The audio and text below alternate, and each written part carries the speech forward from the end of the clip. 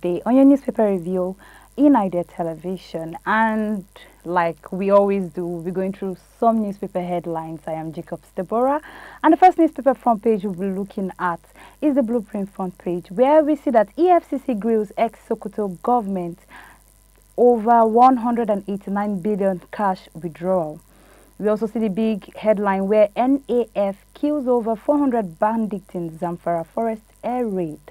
Army sustains fight against oil theft in Niger Delta.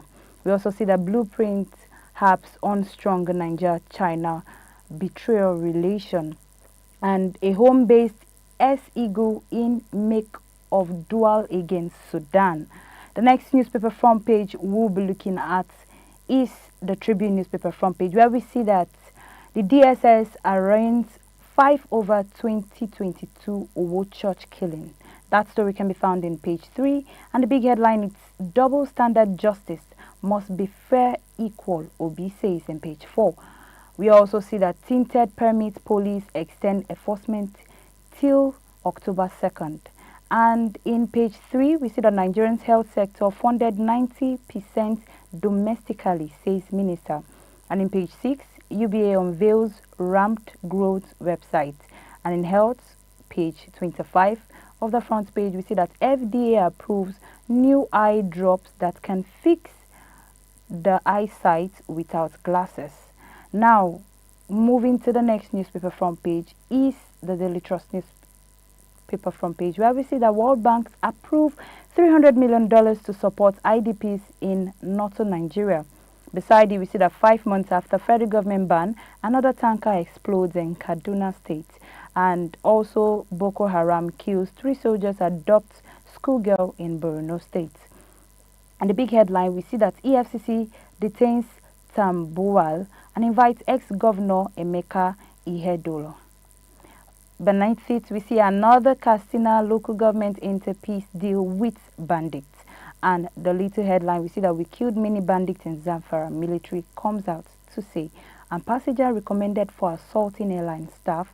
Also, we see that the UN and media groups condemns journalists killing in Gaza.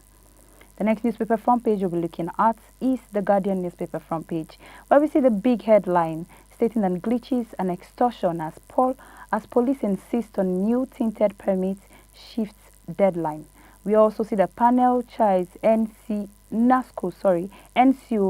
over warning sanitation in reform facilities. We also see that competent leadership reduce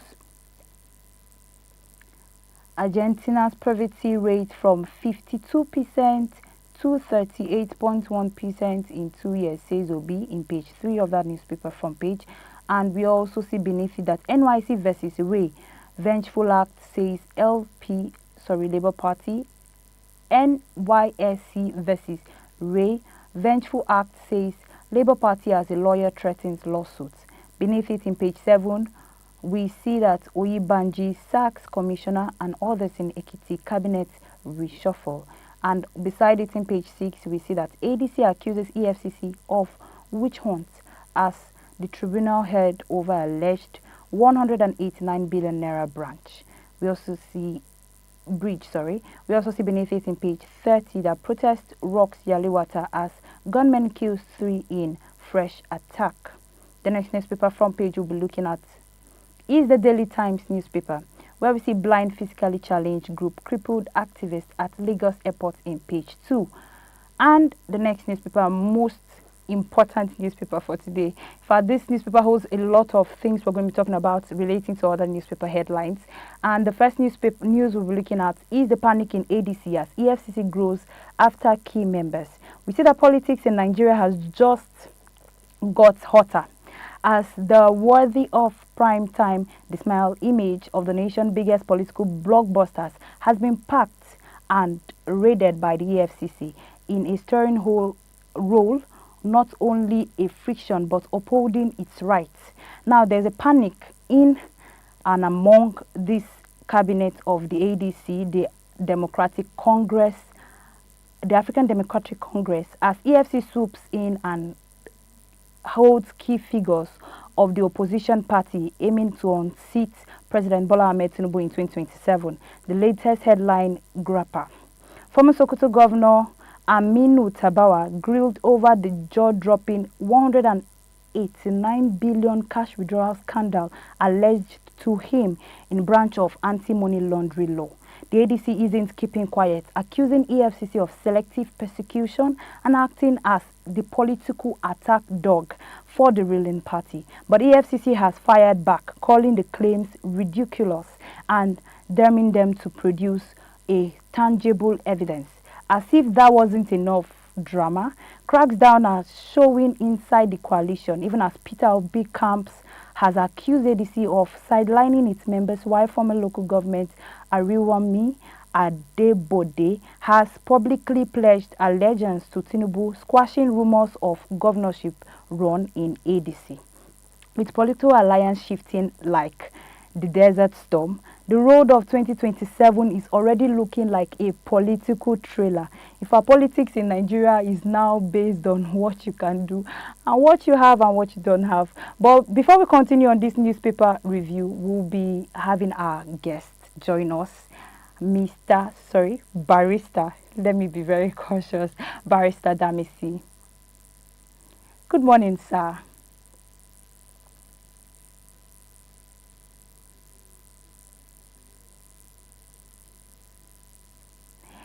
Sorry, sir, can you check your mic? Your mic, sir.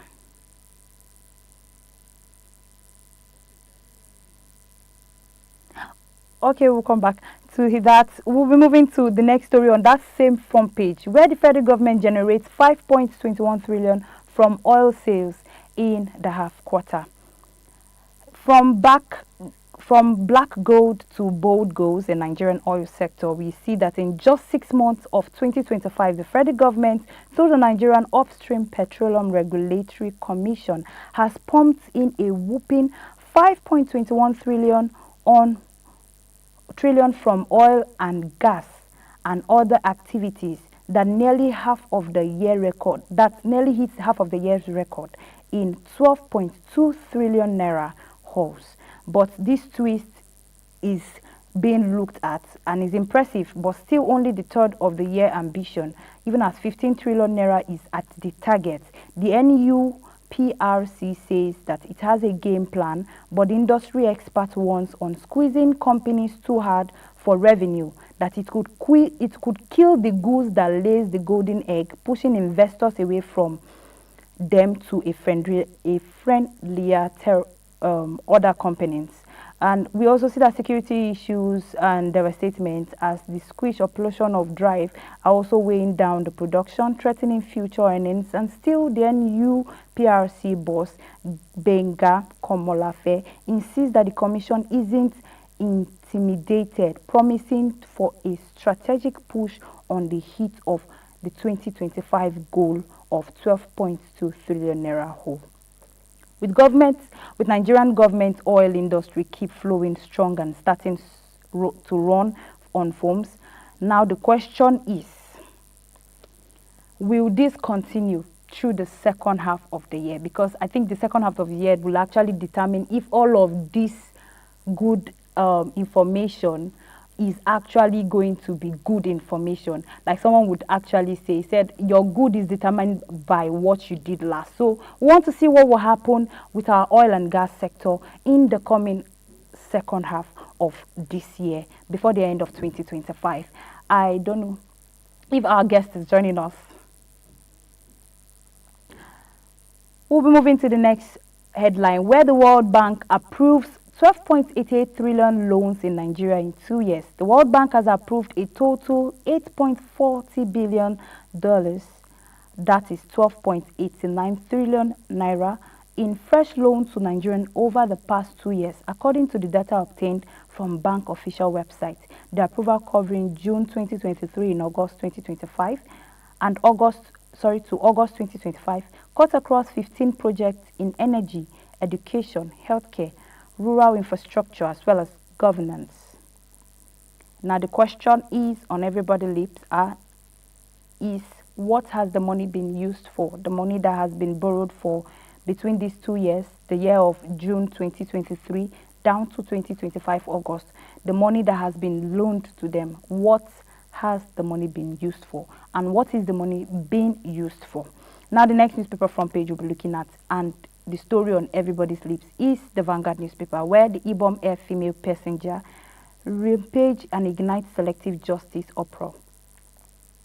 We have that the remand of female passenger Comfort Emison in Kirikiri Correctional Center for alleged assaulting an Ibom Air cabinet crew member and some security officers during the Uyo-Lagos flight on Sunday has triggered public outrage and accusations of selective justice.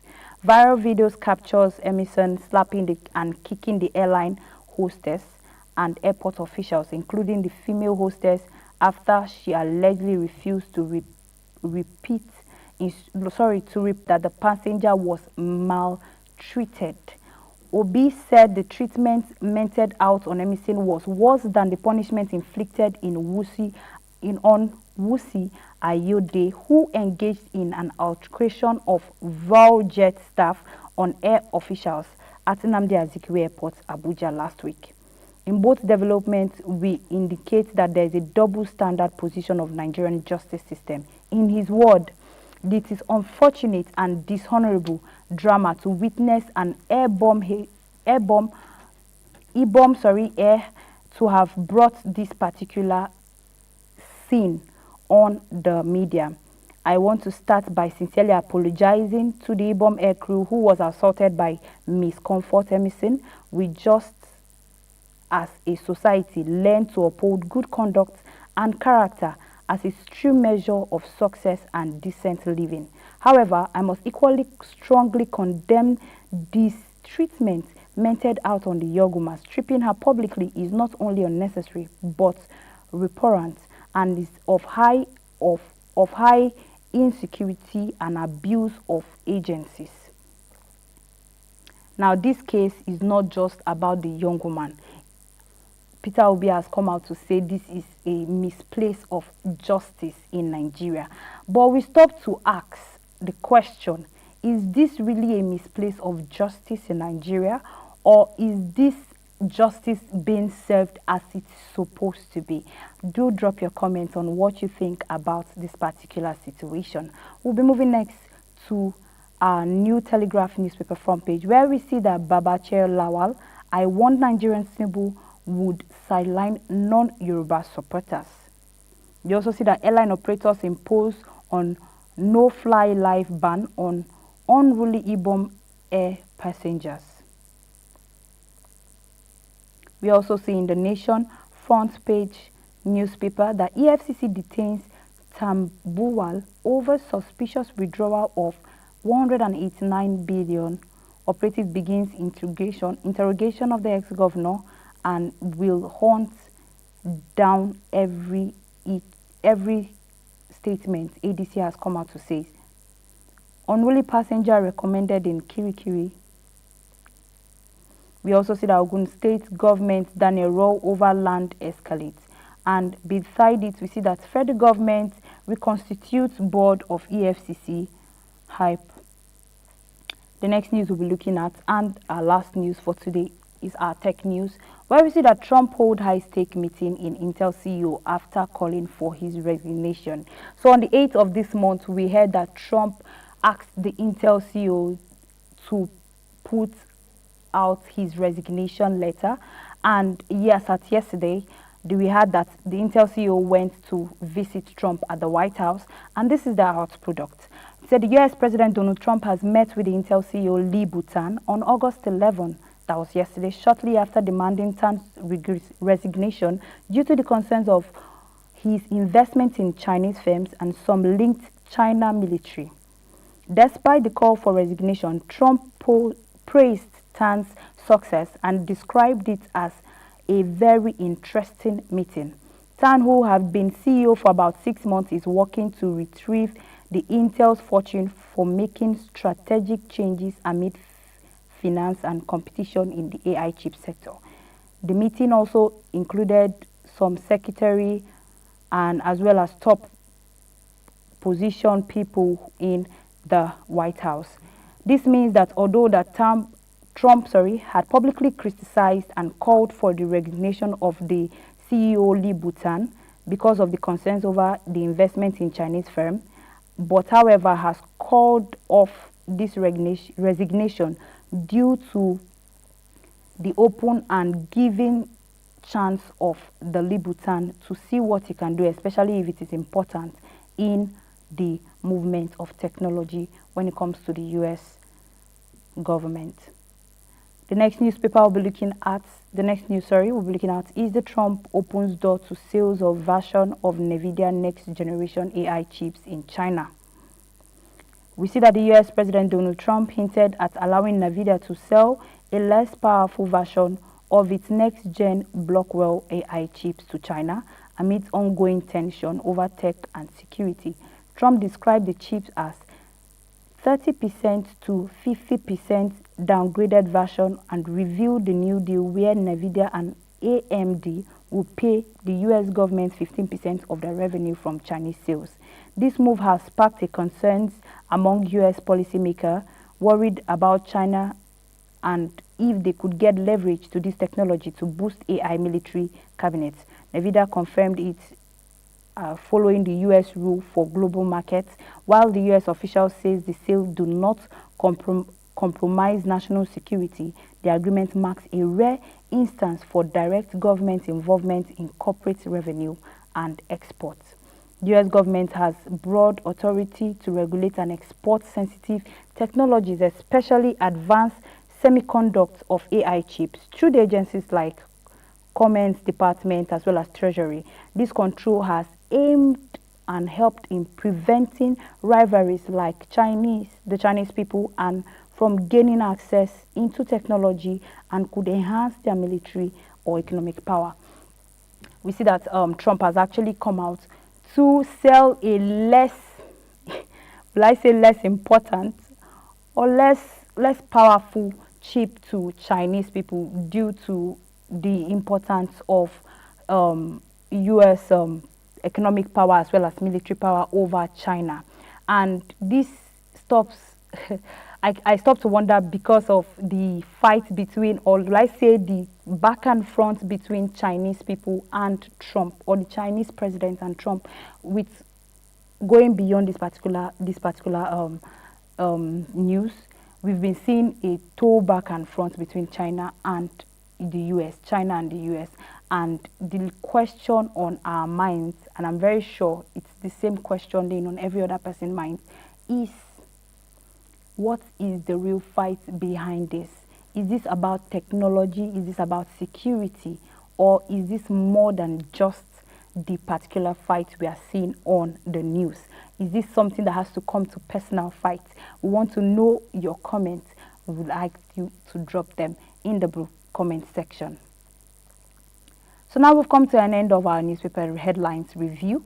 So we'll be going through all the newspapers we looked at. We looked at the Punch newspaper where we see the panic in ADC as EFCC goes after key members. We also saw the New Telegraph front page where I Want Nigerians Tinubu will sideline non-Yoruba supporters, Bioche Lawal has come out to say. We also saw the Nation newspaper front page where EFCC detains Tabawal over suspicious withdrawal of 189 billion naira. We also saw in the Vanguard front page that armed herders, Boko Haram, kill soldiers and others in Benue and Borno states. We also saw in the Daily Times newspaper front page that blind, physically challenged group crippled activists at Lagos Airport. And in the Guardian newspaper front page, we saw that glitches and extortion as police insist on the new tinted permit shift deadline. The Daily Trust newspaper front page, we saw that EFCC detains Tambuwal.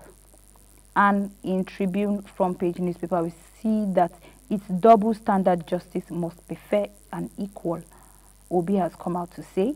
And the last newspaper we looked at was the Blueprint newspaper, where we saw that the NAF kills over 400 bandits in Zamfara forest air raid. And that was all we took you, but we went through our tech news where we saw that Trump hold a high-stake meeting with the Intel CEO after calling for his resignation. And we also saw the tech news on Trump open doors to sales of a version of Nvidia next-gen AI chips in China. Now we've come to a close and end of our newspaper review. Thank you very much for staying tuned and staying glued to your screen. We ask that you continue to stay glued and stay put to your screen even as we bring you more innovative programs after this. And do follow us on all our social media platforms on Idea Television. I am Jacobs Deborah, and like I will always say, stay informed, stay safe.